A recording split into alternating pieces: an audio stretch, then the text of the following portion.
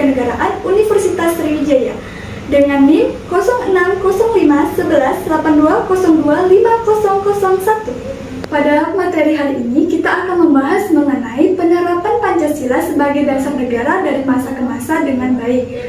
Dimana sebelum memasuki materi pada hari ini, kita akan membahas pertama tentang tujuan pembelajaran dari materi kita. Yang pertama, tujuan pertama itu peserta didik diharapkan mampu mendeskripsikan penerapan Pancasila sebagai dasar negara dari masa ke masa dengan tepat.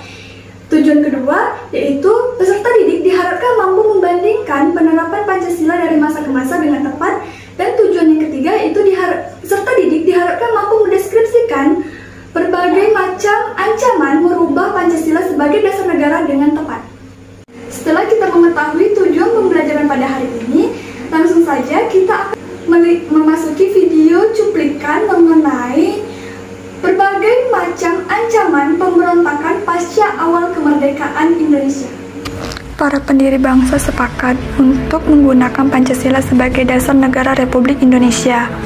Pancasila memiliki keunikan yang dapat mempersatukan negara Indonesia yang terdiri atas berbagai suku, ras, agama, dan budaya.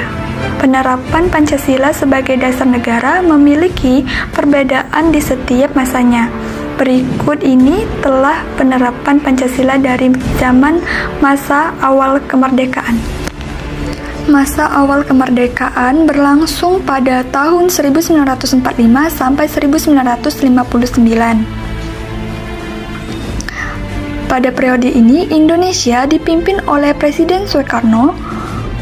Pada saat awal kemerdekaan, negara Indonesia mengalami tantangan yang sangat berat.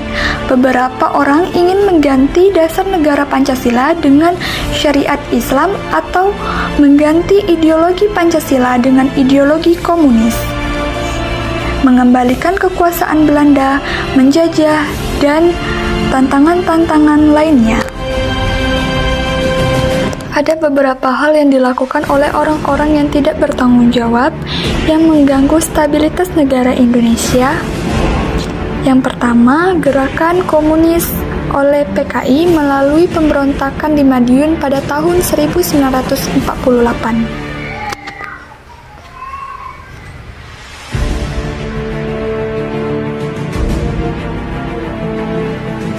Partai Komunis Indonesia atau sering disebut sebagai PKI merupakan partai yang dilarang di Indonesia.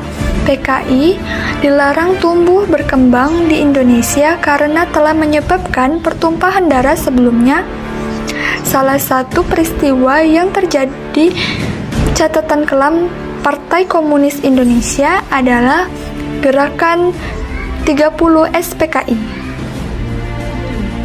Salah satu peristiwa G30 SPKI yang selalu jadi rekaman dan tontonan bangsa Indonesia adalah pembunuhan perwira tinggi TNI Angkatan Darat Indonesia. Karena peristiwa tersebut, rakyat Indonesia menuntut Presiden Soekarno untuk membubarkan PKI.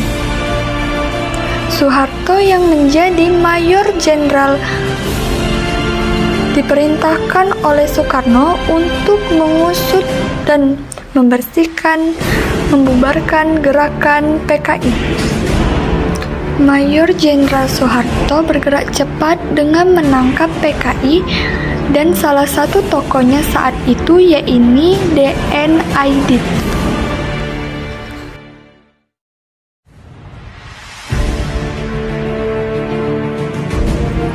Yang kedua, DITI didirikan oleh Kurtosuwiro pada tanggal 7 Agustus 1949 di Jawa Barat.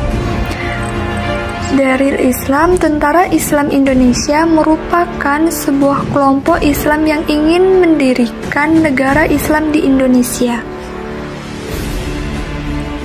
DITI merupakan respon atas Baestin Reviel di mana Jawa Barat diserahkan kepada pihak Belanda untuk sementara.